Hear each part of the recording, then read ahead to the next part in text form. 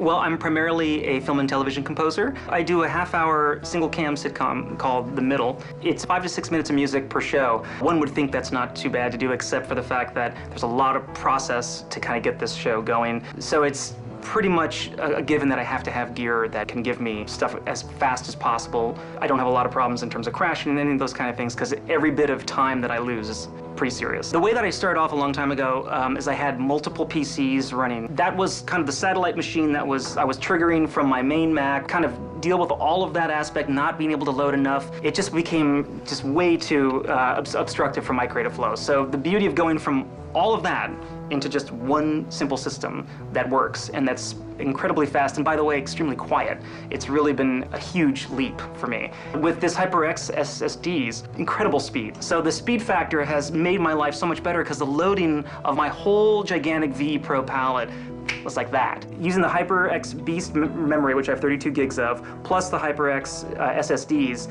I'm literally up in seconds. Sometimes I'm still looking at it going, I can't believe that it just popped up that quickly, because I'm so not used to it. I can't imagine a better mix of two things to make this thing just burn and scream.